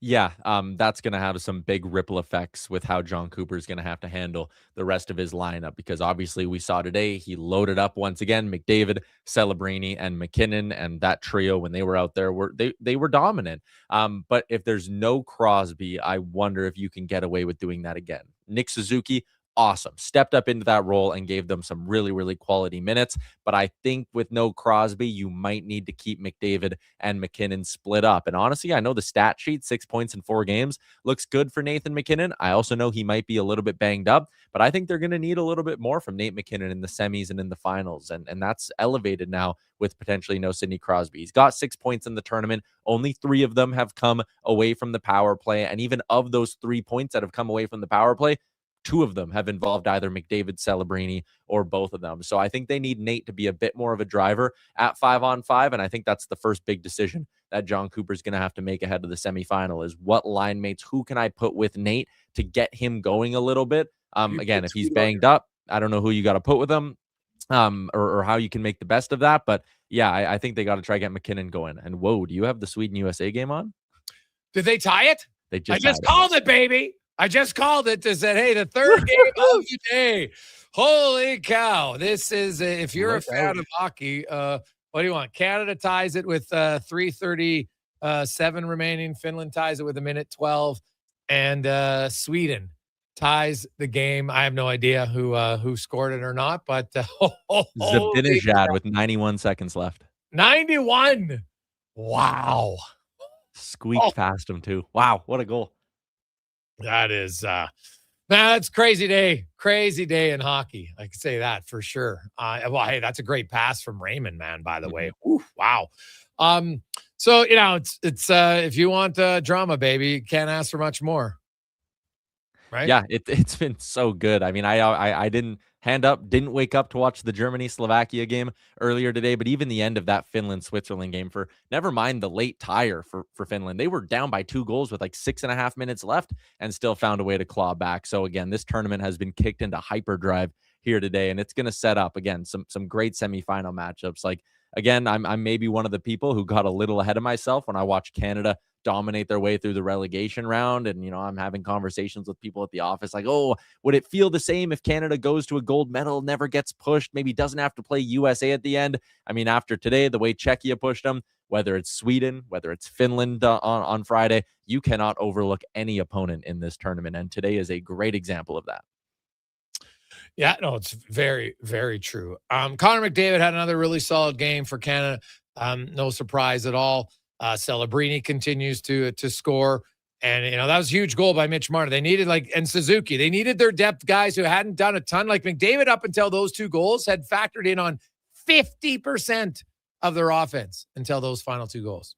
Yeah, they need to get other guys going. And the list of, if you want to call it culprits, is long. Like that line, obviously, with Crosby, Stone, and Marner was very good early on in the tournament. Even if maybe the production wasn't all that high, they were giving them some good shifts. I think Bo Horvat's had some nice flashes, but I'm looking at a guy as well. Like I talked about, maybe Nate McKinnon having to get rolling a little bit. How about Sam Reinhart maybe finding his game? Like that's a guy who's getting top line power play minutes, and I'm still barely noticing him out there for Team Canada. Reinhart's a guy who is a proven playoff performer. Obviously, Oilers fans are know about that. They need to find a way to get Sam Reinhart going. And I'm curious, like Suzuki is so much better down the middle than he is on the wing. So like mapping out a lineup without Sidney Crosby, maybe you do keep Suzuki down the middle, put him with Marner and Stone, and that line can, kind of replicate or get close to the minutes that they were giving you with Sidney Crosby. Maybe in the semifinals, you throw Nate with Sam Reinhart and you kind of give Sam Reinhart like all right, this is your shot. We're going to move you up into the top 6. Yep. You haven't had your game, but you're a good player. We're going to give you an opportunity here. It's an interesting one. They might. I guess if you're probably going to keep Hagel with McKinnon. So you're probably not going to move him up there, but I think they might just go back to Wilson to start though. Yeah, I think Wilson with McDavid and Celebrini for sure. And then again, if you're moving McKinnon away from there, how do you kind of divvy up the rest of the lineup? Like it is tough. Like, I mean, that Sidney Crosby loss, I don't mean to sound like Captain Obvious, but it is really, really big. And another thing you saw in that hockey game, Canada got dominated in the face-off circle towards the end.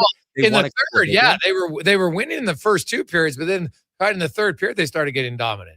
Yeah, and it was the only 2 big ones I can think of them winning was when Czechia iced the puck back-to-back times late in that period. I think they managed, and I think it was McDavid who won both of them, kind of like straight back to Nathan McKinnon. And the one ended up being a good scoring chance for Makar. Then the other one actually was stunned. Nathan McKinnon didn't shoot it. He was right in between the circles, and he passed it off again. But those were really the only 2 big faceoffs they won, which, I mean, I didn't love if I want to nitpick Czechia a little bit, who played awesome in that game. I felt like they went to the, ice the puck thing a little bit too early. There was, again, those back-to-back ones, and they eventually tie the game. But I think Czechia maybe went into prevent defense just a touch too early there. Yeah, probably. Going to the orders now. Paul Coffey returns. What are your thoughts?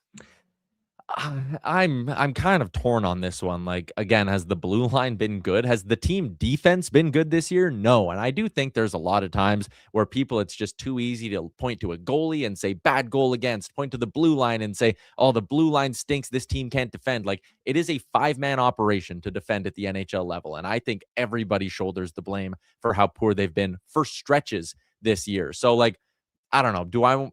I'm not a believer that just magically dropping Paul Coffey onto this bench is going to make everybody on the blue line suddenly play better. Like what if he gave them these lessons and words of wisdom and his experience really rubbed off on them? If that was true from the last couple of playoff runs, you're telling me that they magically forgot all of that this year. So again, I see value in it because he was behind the bench when they had 2 really good runs. But I just think there's too many people who think that the presence of Paul Coffey is going to magically have a bunch of players snap into the way they played during the playoffs last year or the year before. not fully there. I just don't believe this is some sort of magical fix. And I'm also really intrigued at how the rest of the coaching staff kind of feels about this. I know publicly they're kind of saying all the right things, but like, Greg's, is this not a demotion for Mark Stewart? Oh, no, it's a demotion, 100%. It's a demotion. And there's no way he's not going to run the bench, right? Like Knobloch said it. Hey, he's still going to be part of the penalty kill. He's not running the bench for the defensive side. So, yes, it's a demotion there. I really think I think it illustrates a little bit of nervousness in the organization that because for 25 games, I mentioned it, their first 2 months were not very good. Offensively, they weren't good. Defensively, they weren't good. Nothing was good. Then on December 1st, right? Since then, McDavid got going. He had a unbelievable month of December. Other guys started scoring. Defensively, they cut their goals. They were like top 3 team in goals against average for 25 games up until I think it was January 20th or something. And then all of a sudden, it just blew up. And then their defense was bad, but then their penalty kill just went atrocious. And so I think honestly, they lose 3 in a row. They're not overly safe in a playoff spot. You've got an extra spot on the bench that you didn't fill. And you've got a guy who's been around the organization, talking to the coaching staff and the players throughout. And they're like, hey, we know what this guy brings. He has a different approach. And it reduces some of the responsibilities on Stewart. But yeah, I think this is definitely where, Coffey comes in. And Evan Bouchard talked about how he converses, during the game and helps guys. And so we'll see how that plays out. But yeah, there's no way you can't deny that this is a demotion for Stewart for sure. Yeah. And impossible to say that this was a bad move by the Oilers. Again, it's worked with that 4-man bench the last couple of playoff runs, and the players, like you said, speak highly of Coffey. So there's no way this is a bad move. I just think it's too easy to point to it and be like, perfect, now the blue line is fixed. I still think they probably need to add another veteran onto the back end, and they still need to beef up that forward group because, again, having another quality, if you want to call it a top 6 winger, having another quality third line center, or moving Nuge down and giving him minutes when McDavid and Draisaitl are on the ice, like all of those things will also help them play a more sound, complete game, and that will also make their defensive metrics look a lot better. Yeah. It will be interesting to see kind of how they play coming out of this. Leon Draisaitl will have a week off. Canada, hey, who knows? McDavid, they're either way, they're playing on Sunday because they're either in the bronze or the gold medal game. So, do you think they convince McDavid to take a game off, or do you think it's just reduced minutes coming out in that 3 games in 4 days? I think if he's healthy, and again, I know he was shaking his hand at one point in this game, but obviously nothing that was significant for Connor McDavid. I think you're going to have a very hard time convincing him to take a game off, no matter how these Olympics win. Like, I don't think if Canada wins gold, he's going to kick his feet up and say, all right, I'm good. You guys can play without me for a few days because I got a gold medal. So I think you're going to have a hard time convincing him of that. I think it's going to have to be a situation where you reduce his minutes for a little bit and hope you can get some contributions from other places in the lineup, because you just mentioned the spot that they're sitting in when it comes to the playoffs, not entirely comfortable here. Well, you have Anaheim, San Jose, LA coming down. Like, these are 3 massive, massive games. It's 3 straight 4-point swings for the Oilers. You are going to need to go and win 2 or 3 of these. If you only win 1 of them, you could call it a borderline disaster considering where we are to start the season. So for that reason, I don't think Connor McDavid's going to put his hand up and say, hey, I'm good, don't play me. And I honestly don't think it would be the right call. I think even if he's just going out there and playing some power play minutes and it's a reduced 5-on-5 workload, he can still obviously positively impact the game. So that's what I would want. Also, are we both just totally glued to this game in overtime right now? Yeah, well, it's interesting watching it for sure. I look at McDavid, and the thing is, McDavid's an elite level athlete. He can, he can play the travel.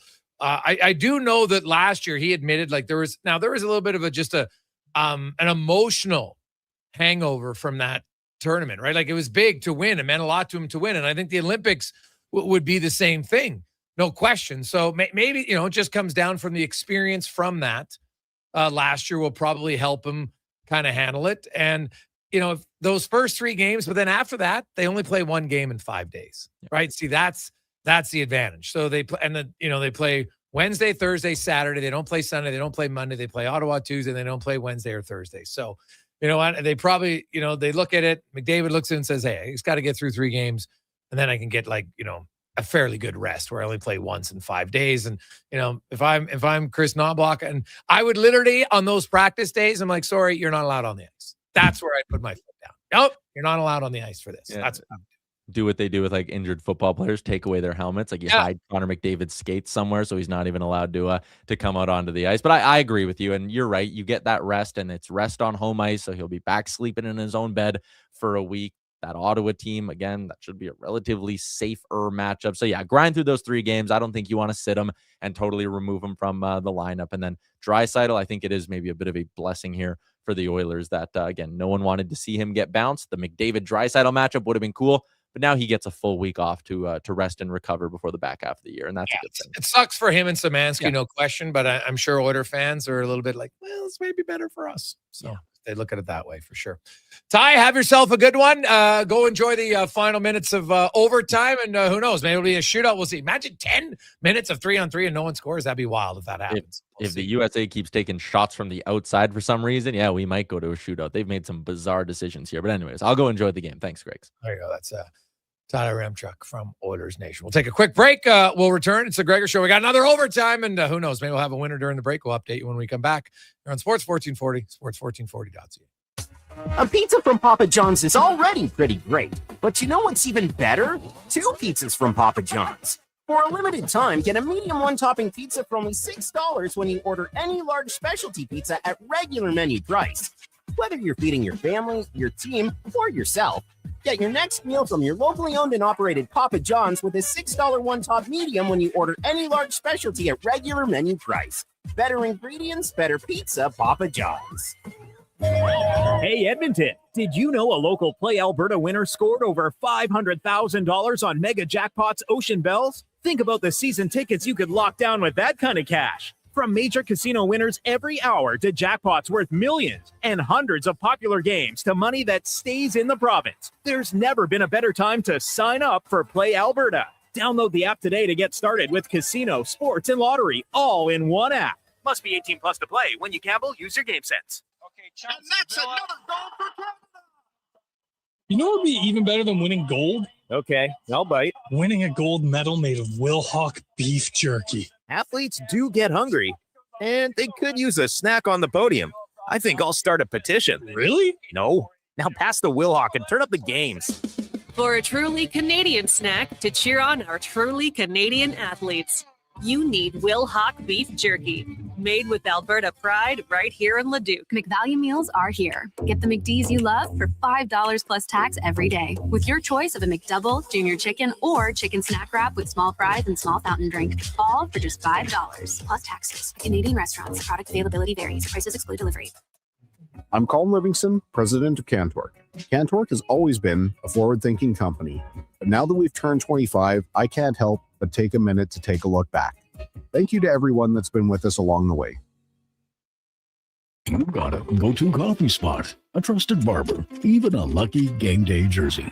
But when it's about looking your absolute best, there's only one name you need. Mr. Dirk. Family run since 1939. We're experts in crafting impeccable tailor-made suits and offering a wide variety of everyday styles. Pair that with personalized one-on-one fittings and the convenience of on-site tailoring. Mr. Dirk elevates your style game. Visit our Edmonton store or explore MrDirk.com. Score big on style with Mr. Dirk. Action Electrical Solar Team is now making a play for sustainability and savings. They're specialists in powering up for a greener future. That's the strategy. Designing and installing high-efficiency solar panels. They're helping homes and businesses combat rising utility costs by harnessing the power of the sun. A smart move for efficiency and the environment. Hire the Action Electrical team to bring home a win for your project. Visit actionelectrical.net. Need a new ride for road trips, errands, or just life on the go? Go Auto offers a massive selection with over 15,000 new and used vehicles to choose from. With over 70 locations across Western Canada, finding your next ride has never been easier. Whether it's a roomy SUV for the family, a sleek car for the open road, or a rugged truck for your weekend adventures, you'll find it here at a price you'll love. Explore thousands of vehicles today at goauto.ca. If you manage or lead a team, join your peers April 14th to 17th at the Banff Management Course. PA Douglas Training invites you to 3 days of immersive leadership development in beautiful Banff, Alberta. Learn how to manage conflict, motivate and influence others, strengthen teamwork, and improve productivity. Proudly Canadian, PA Douglas has trained over 150,000 professionals. Registration includes 3 nights at the Banff Springs Hotel, breakfast, select meals, refreshments, and course materials. Register now at padouglas.ca. Hey, brother, there's an endless road to rediscover. Portions of this hour brought to you by Cantork, made in Canada, made for Canada, where extreme isn't theoretical. Find your solution at cantork.com. The Jason Gregor Show, the best of Edmonton sports talk and beyond. This is Sports 1440. Presented by PlayAlberta.ca, Alberta's only regulated online gambling website.